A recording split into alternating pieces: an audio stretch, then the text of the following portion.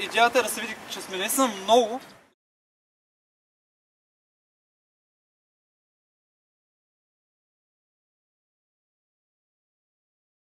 Прейте, който искате, няма значение. Сваляте се от вас, който искате прейте, 2 лева за литър. Като го направите, го барите, не се, ще спрем.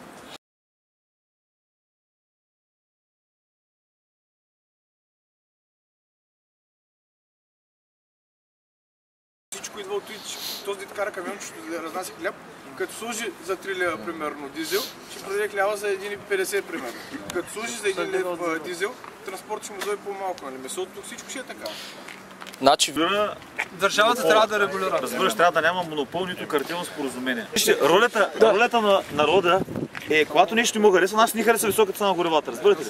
Първо удря държавата и второ този, който държи високата цена на горивата, разбирате ли? Ние казваме, искаме държавата свърши нейната работа, защото всяко не е върши, тогава упражняваме натиск върху този, който държи високата цена на горивата, разбирате ли? Като магистралата да се види, идеята е да се види, че сме наистина много, защото ако са пръстим по различни места, винаги един поръчка журналист ще снима е така как сме 10 човека и ще каже, ето това е протеста.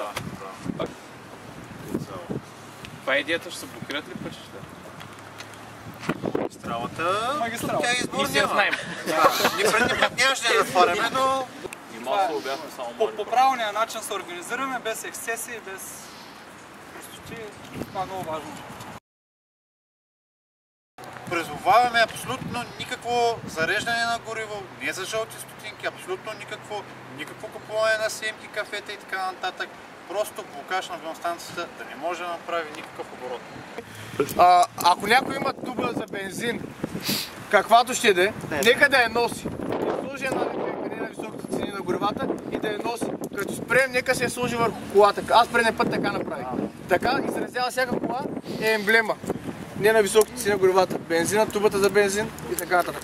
Който може, или ако нямате купете, пък някъде може да ви потрябва с тези цени на горивата. Прейте, който искате, няма значение. Сваляте се от вас, който искате прейте, 2 лева за литър. Като го направите, го барите, не се, ще спрем. Удар беше върху Лукойл. Пак е върху Лукойл. Разбираш ли? Пак е върху Лукойл. Така че ние случайно излатя в очи се обяснява там. Пак е върху Лукойл. Но на плакатите нека да пише примерно, не на високите цени на горивото. Искаме 2 лева за литър. Е такива елементарно да пиме, че 2 лева литъра, нали? Като стане 2 лева литъра, тогава... Така не, че народа излезе и ясно срещу какво. Не е съгласен с тези високи цени. Медиите, че са изискани документи за маржовите разлики, до този момент не са били предадени. гориш примерно. Значи те крият, окей, това е търговска тайна, но там се види истината. Разберете едно нещо много важно. Обществена натиск е върху, може да се упражни и върху самата причина, разбираш ли? Значи, основният играч е Лукойл. Политици, които им плащат достатъчно много пари, за да се станат и да свършат работа. И де факто упражняваме натиск не върху политиците тук, а върху бензиностанциите на Лукойл. Разбираш ли? Добре, така е, но въпросът е как трябва да го изразиш това нещо. Добре, ние на високо цени горивата, но искам сега протеста беше срещу високите цени на горивата и главно се удари Лукойл. Да, ние за това спряхме пред Лукойл. Така, разбирате ли? Някакво види някакво червено знаме на някакво каквото и да е друго знаме, абсолютно организация, изфаляне и изгонване, защото... Да, в крайна сметка ние не искаме дори някоя партия да иска да не подкрепи, тя си направи пиар на наш гръб. Аз прокламирам само национални знамена и никакви партийни. Дали усети? На повече коли умряха клаксите. Значи така едно решение, колега, за клаксони. Колега, 3 бушона смени.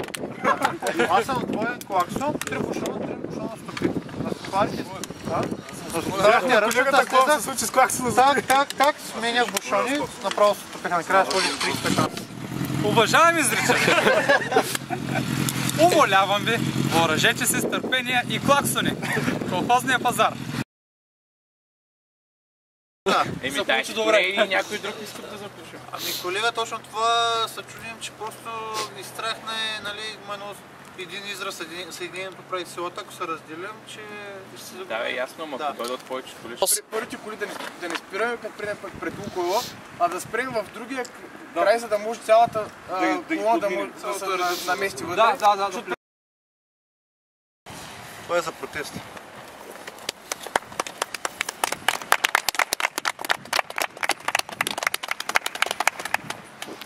Като предния път ще се качим с моторите горе и просто за всяка кола, която минава, направо както е движение на чистачката. Цак, цак, цак, слагаш и да... Хайдушка нож.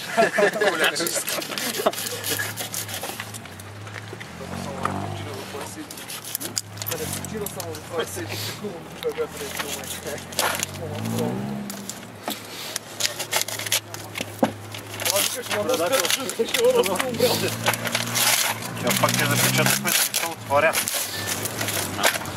Вие по-сериозно от сейф сте го направили, бе? Да. Реклама на чипо. Така.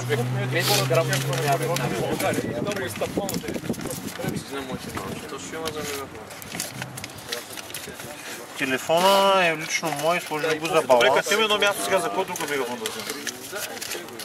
Да, като сме на едно място, може да Ами не, то пари за мегафон няма. Така че, да. да осигурим поне за флайери и разпечат, да. За флайерите много бъде.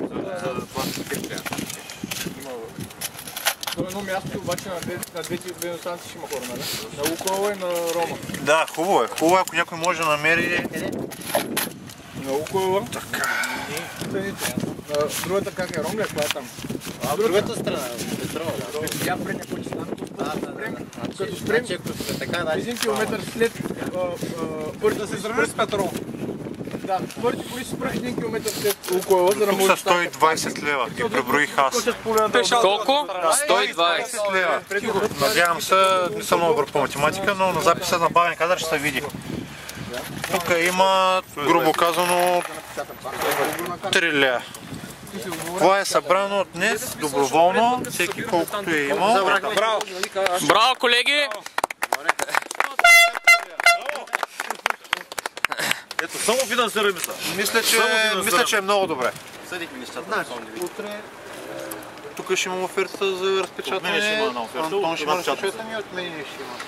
Поглеждам ги трите оферти и отиваме. Срок за изпълнение. Значи утре, преди обяда, Защото според мен, знаете ли, трябва, ако флайерите станат по-навреме, може да излезем да направим една кампания, да кажем намерите. Казва ли го това говори? На кръстовището и ми раздаваме някъде. И так му ще имат мерите, так му ще разделим народата. Ето снимам мегафон. Няма да търпим!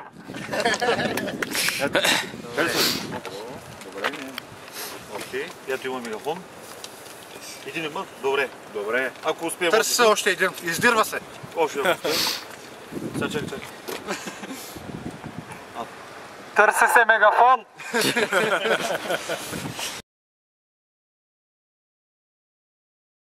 Много е адекватен протест, точно така трябва да се прави.